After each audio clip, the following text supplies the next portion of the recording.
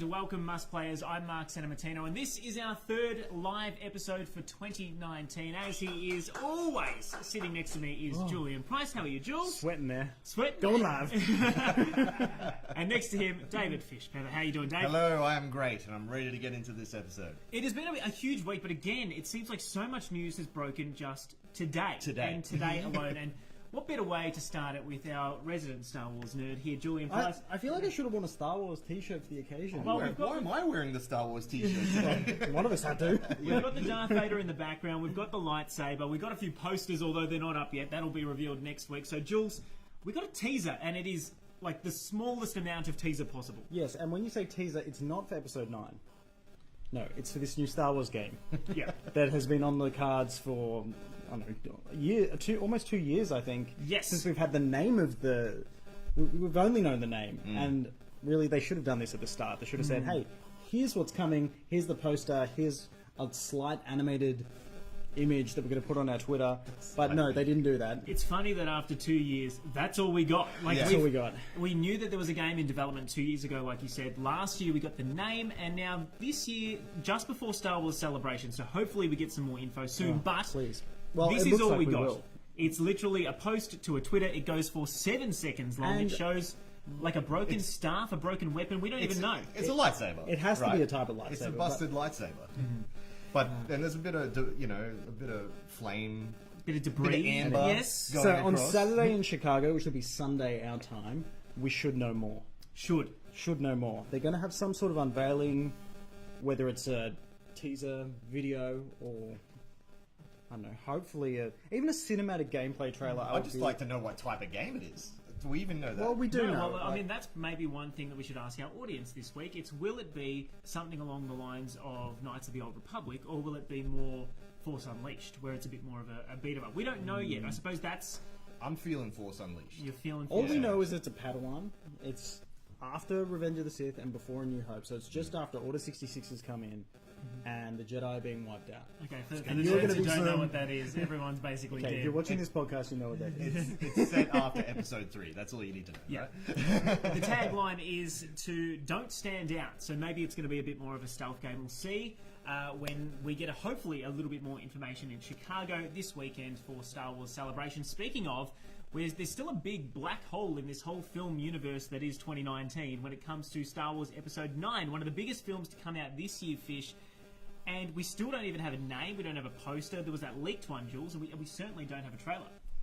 No, all we have is nothing. Really, like I'm we have really hopeful that Star Wars Celebration... We have next- Jules's hype. That's about Yeah, all that's we've got. it. And it's train go. like there's so many questions that need to be answered, and like after Episode 8, a lot of fans are on different sides of the fence. So Yeah. really torn apart the whole fandom, isn't it? Well, Yeah. one of the biggest contentious issues in Episode 8 was, of course, Rey's parentage. And I know there were Yep. a lot of issues with Episode 8 that people weren't too happy with, the way that they killed off Snoke, all the rest. But the revelation that Rey was effectively a nobody was a big sticking point, because a lot of people were hoping for another sort of Darth Vader, I am your father-esque moment. We didn't get that. Now, Rian Johnson, Episode 8's director, has spoken with MTV on the, I think it's the CinemaCon red carpet, and basically said that going into Episode 9, obviously going to be directed by J.J. Abrams, who did The Force Awakens, he doesn't mind what sort of changes he makes to the storyline he was trying to weave through Episode 8, one of those being Rey's parents. So let's take a quick look to what he said. And I want to let go of all my expectations. I want to sit back. I want to be entertained. I want to be surprised. I want to be thrilled. I want him to do stuff that I wasn't expecting him to do and just go along for the ride. For me, that's why I go to the movies, you know? There you go, Jules. I mean, pretty brief. He's not saying much. He basically says he just wants to sit there with his popcorn and watch it as a fan, which is not what you want It's to hear. almost like he had this big plan just to, like, screw it up. Well, I mean, for a guy that has been charged with making the next three, like the next trilogy of Star Wars films, he's taken a very casual approach to this one. I mean, you're our resident fanboy. Yeah, right. Are you at all concerned? No. No? Because I actually did like The Last Jedi, so I'm not concerned at all. As did I. Yeah, I did too. I don't know why it got so many angsty reviews then. Oh, look, it was different. Like they Okay, did. I can't they did say I would have shake been me. upset if Luke Skywalker was a badass Jedi and had the lightsaber going into battle. And all that sort of things that the true fans from the 70s wanted. But they played on our expectations and then just throwed us a curveball, and I'm always okay with that. There's still another movie to come, so everyone just relax. Regardless of what they release this weekend, I'm certain that every single frame of that trailer is going to be meticulously put together so that we don't know exactly what's coming at episode 9. We'll pick it apart. The same can't be said for my favourite company in the world, Nintendo, who've released a brand new Smash Brothers trailer.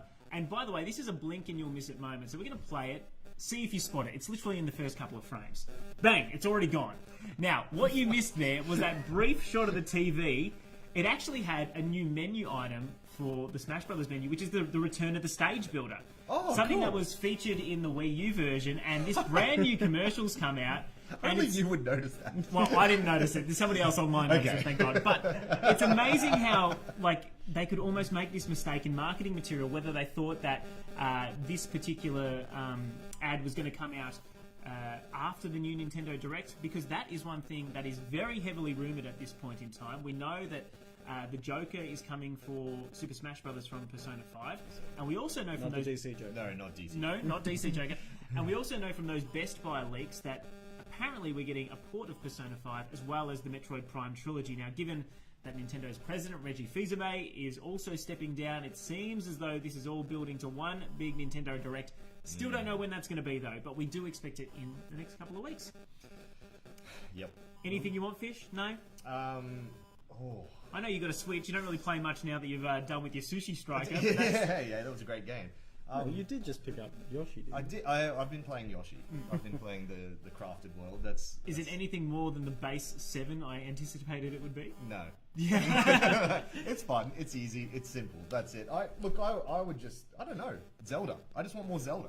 Well, speaking All the of time. more Zelda, it's not necessarily more, but it's a different way to look at it. During the week, we actually got a look at Nintendo's VR. So, I mean, this was just a short trailer that they released showing that their new Labo cardboard, it's effectively like a Google cardboard, is not only going to work with Zelda, but also with Mario. And I think what we're seeing on our screens now is a little bit similar to what we saw with the PlayStation VR game Astro Boy, where you'll have a fixed perspective and you sort of tilt your head around in the Mario universe to collect musical notes, which we're seeing on screen now. But the Zelda one looks much more in-depth, almost as though you're just going to be controlling the camera and be able to do the entire adventure. Well, when I think of VR, I think of that. I don't think of a different angle to watch Mario do his thing. Yeah. But I suppose VR can be quite sickening, especially if you're playing it for an extended period of time. This probably helps out with that.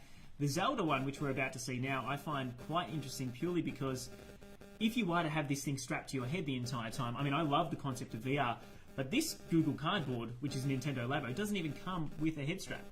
So I don't know how you're going to hold this thing to your face. Maybe you need a friend to hold it. Surely they thought that out. Can you imagine for a 120-hour game, I have to stand in front of you, Jules, holding the mask on your face? I'd rather you do it than anyone else. Oh, that's nice. That's juicy. Look, I think it's going to be pretty interesting. But I'm not too sure how it would work in practice. I don't know. Like, when I think VR, I think, like the Batman Arkham VR, that was probably the best thing that came out of the PlayStation VR. And this is just the game, right? This is just, like, I don't need this. Yeah, you're saying it's not designed for VR, so maybe it's a bit limited. I want a virtual reality experience, and like cool. Like I'm just looking at this is behind this. It's the same screen that I'm looking at on the Switch when I'm playing. Right? Yeah, and I do think it would be more uncomfortable. That being said, when it is designed for VR, especially like a Resident Evil 7, which was able to just play first person, they are incredible and one of the scariest things I've ever touched. Absolutely terrifying, and that's what I want. More of Yes. that sort of stuff. I would love to play a Mario game from Mario's perspective. That's something that'd be cool. So look, this is opening up a door. Yeah, this is opening up a door, right? Like they're battling PlayStation, and I think we need some more cutesy stuff in VR because at the moment it's pretty much all horror stuff on. Mate, you shouldn't be PlayStation, complaining which about I'm that. loving. But even I can only handle so much VR horror. Well, speaking of cutesy, this isn't VR, but I mean, it is Disney, it's Pixar. We know that Disney's streaming service Disney Plus is going to launch sometime later this year or next year. I think it's actually next year. And they're announcing a whole swath of shows which are going to be on that. We know that Star Wars The Mandalorian is in And I think development. it's the end of this year. Yeah, end of this year. We also know that Loki and a couple of the other characters from the Marvel Cinematic Universe are going to get some TV shows on there. But we now have confirmation that we're going to get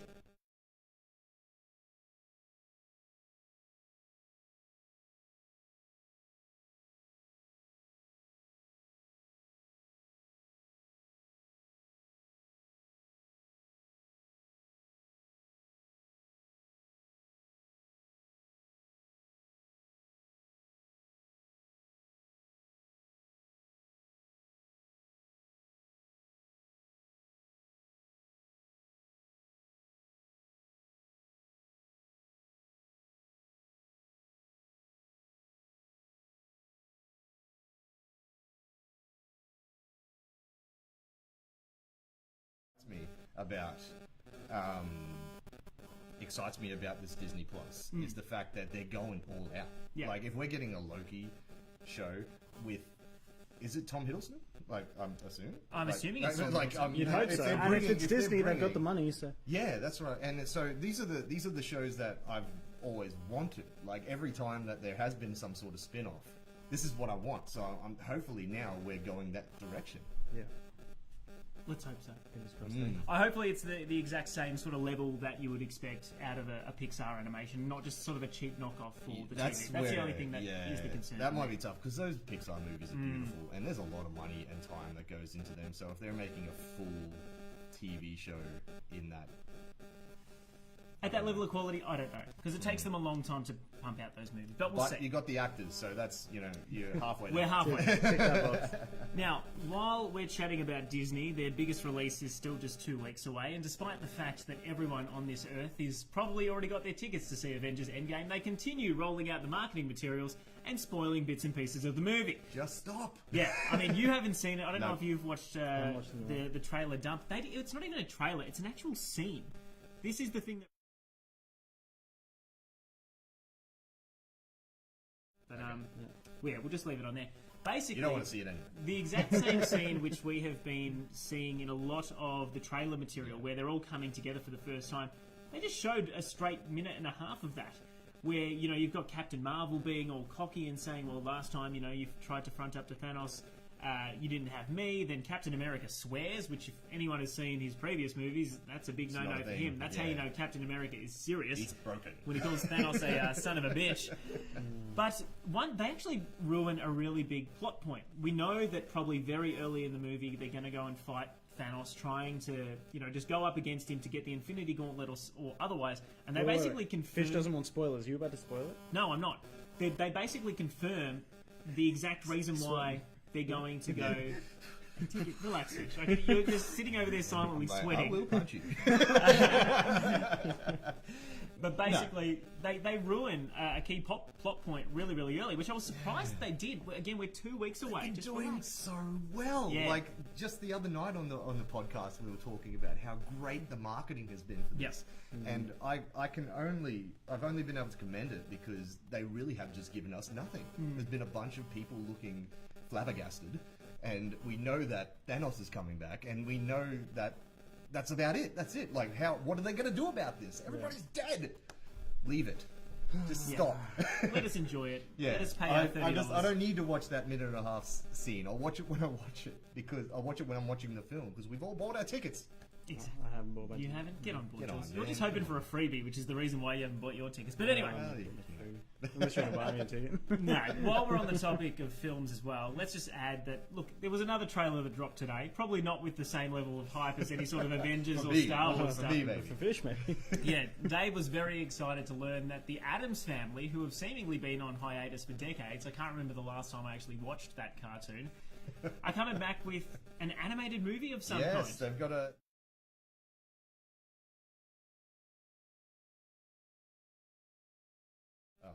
We're having some technical Sorry. difficulties with our audio. We will fix that up in a sec. But basically, Addams Family's coming out, brand new cinematic trailer.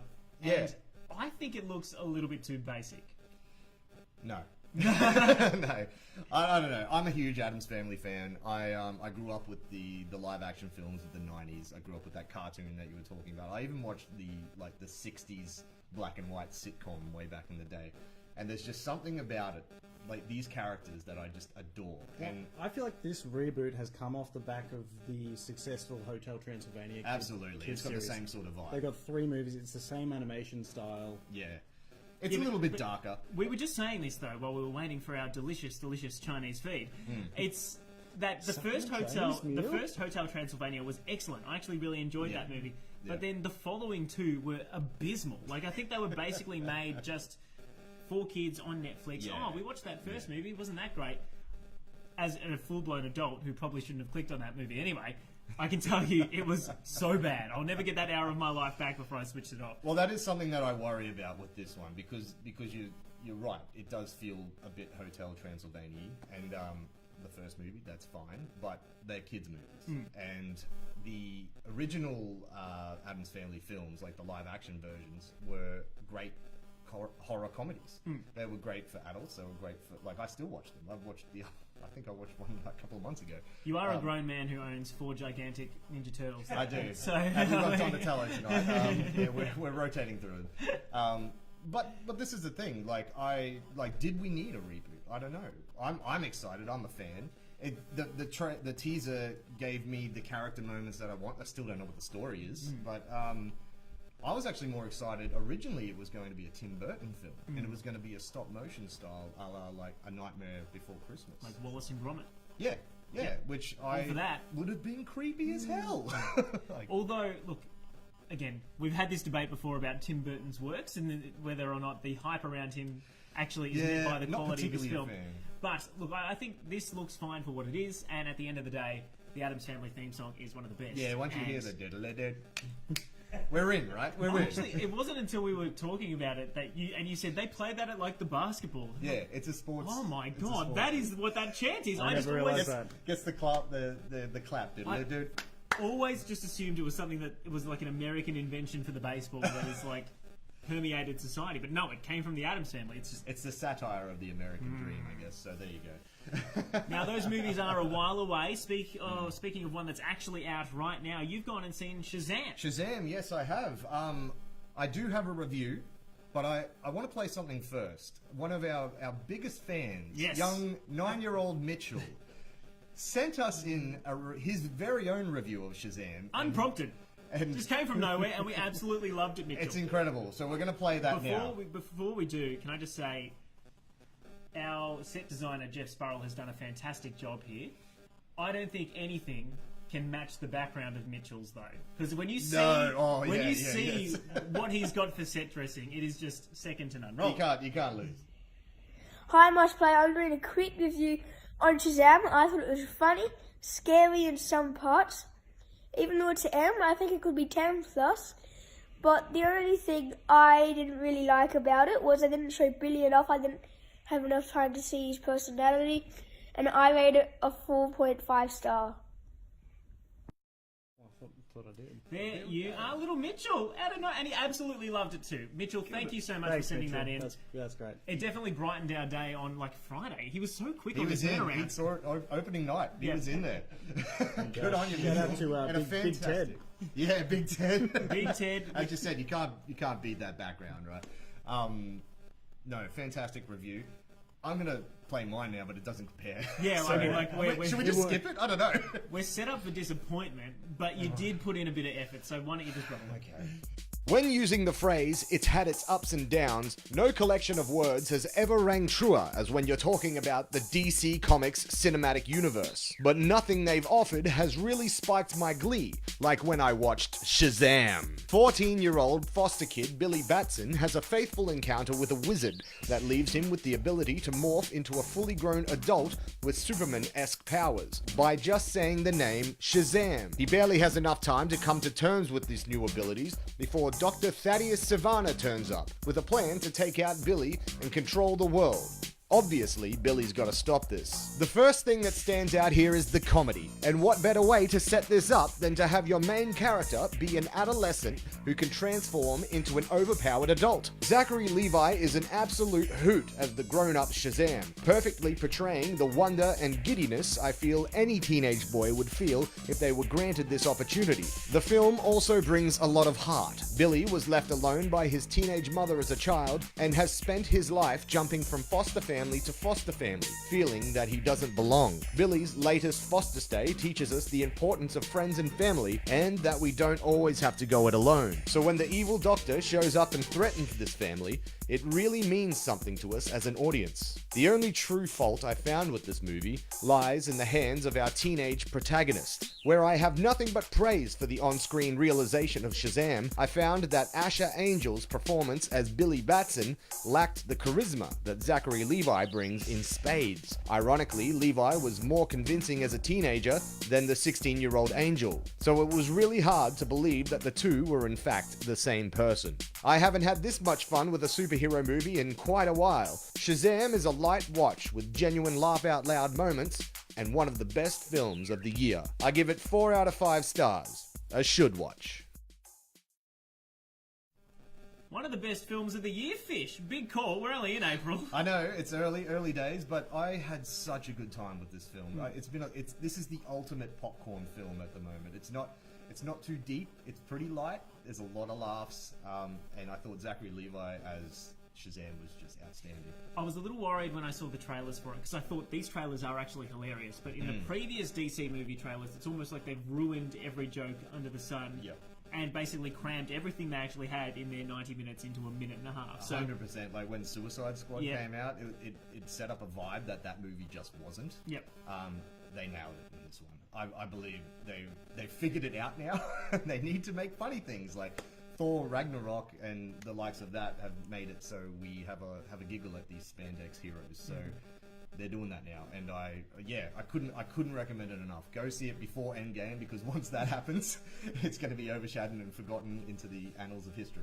Yes. Well, one thing that should be forgotten in the annals of history, at least if you are Mr. Donald Trump, and this is the note we might leave you on tonight, is the fact that he tried to use in a new ad that he posted on Twitter for his campaign, basically beating up everything that he's done as the president, the Dark Knight Rises soundtrack, which is very broody, very sort of moody, and of course, that is a Batman film made by Christopher Nolan, the third in the trilogy.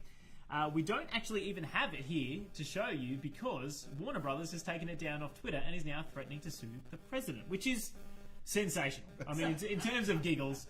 And by the way, if you're wondering what the grey boxes are around our face, it's actually now the Pentagon targeting us for targeting Donald Trump. Yeah. It's not facial recognition technology. Our camera has not shut itself. This is the cutting edge of Pentagon technology infiltrating our stream and making sure that we know we're on notice. Anyway, but yeah, not the smartest move by Donald Trump. And it was terrible. It was cut so bad. Yeah. When he's trying to it was exported in like a terrible format. It's like jittery. Yeah. I think the biggest problem was that he even had title cards. You know how like you would see in a film where it's like, he beat the odds, and then there was like a newspaper clipping of Trump not connected to Russia probe, and it was just like random shots of Amy Schumer and Bryan Cranston, and it made no sense. Again, I haven't seen it in full. I've only seen a quick clip that I've seen on YouTube, but it's down, and most people will never have to see it, thank God.